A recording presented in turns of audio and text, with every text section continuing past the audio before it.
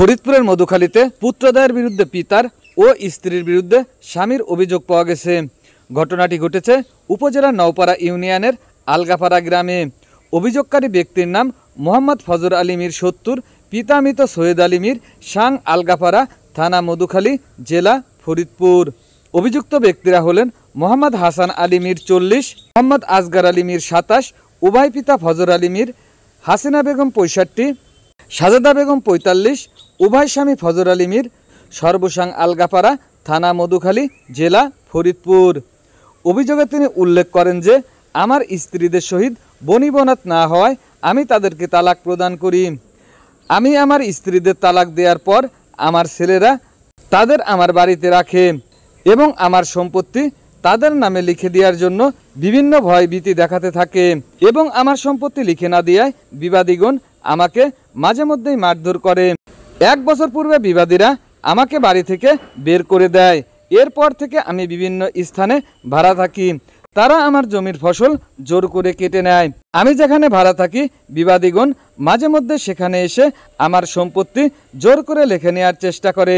সেই ধারাবাহিকতায় গত ২৩ জুন ২০২৫ সোমবার সন্ধ্যা আনুমানিক ৬ ঘটিকার সময় উল্লেখিত বিবাদীগণ মথুরাপুর শাকিনস্থ আমার ভাড়া বাসায় এসে সম্পত্তি লিখে দিতে বলে।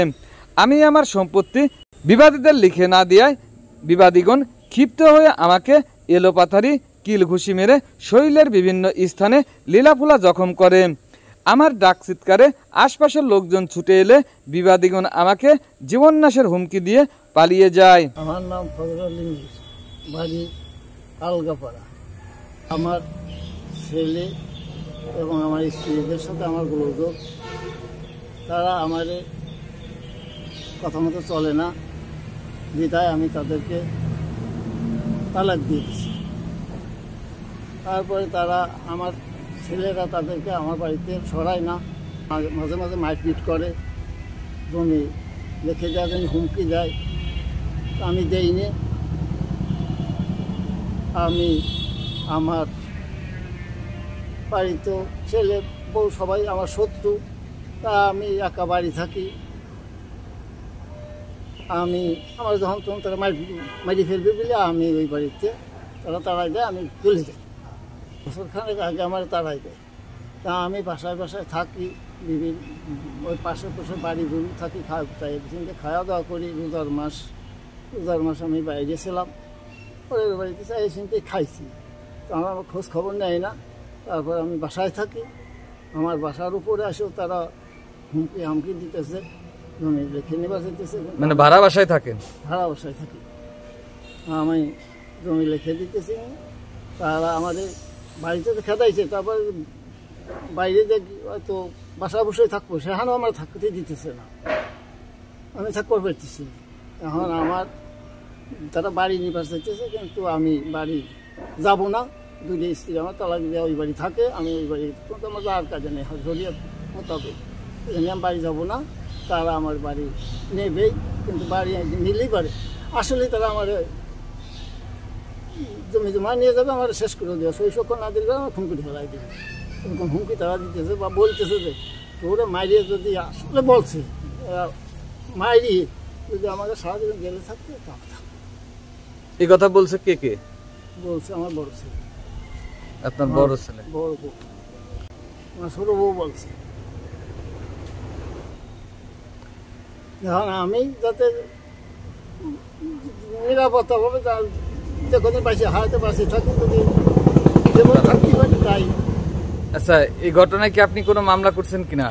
আমি আমার জমিতে দখলে গেলে পারে আমি ৪৪ ধারা মামলা করছি, কোর্টেতে নোটিশ আসে, নিষেধ করে যায়, এরা আমার জমি তারা ছাড়ে না, তারা জবরদল খাইয়েই যেতেছে। আমি মামলা করে রায় মায়ে পাইছি, কিন্তু তার জমিতে আমার উঠতেছে না। জমি বিক্রি করবার চাইছি বা বেঁচেও ফেলছি। এখন তারা আমারে তালাশ করে পালি করে আমার খুন করেই ফেলাই দিবি, এরকমের প্ল্যান প্রোগ্রাম তারা করতেছে। আমি অসহায় অবস্থায়, আল্লাহ হাতে বাঁচাই রাখছে তাই বেঁচে আছি।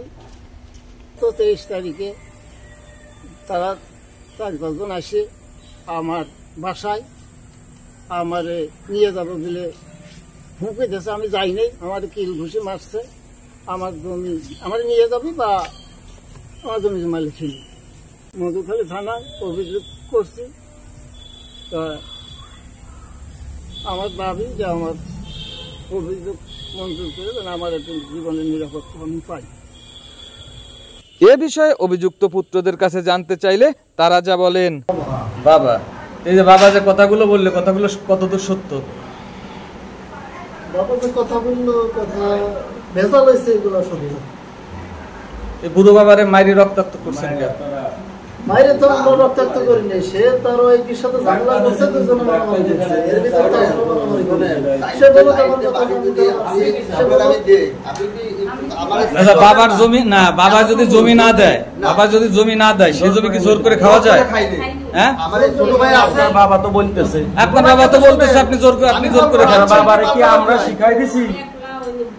আমরা কি শিখাই কাছে শুনে যে বাবা যে কথাগুলো বললো তোমার বাইরে গেলে এটা কি কতটুকু তাহলে তো আপনার দোষ তো আছে বিদায় বলতেছে সে। শুকতারা টিভি 24, সকল খবর সবার আগে।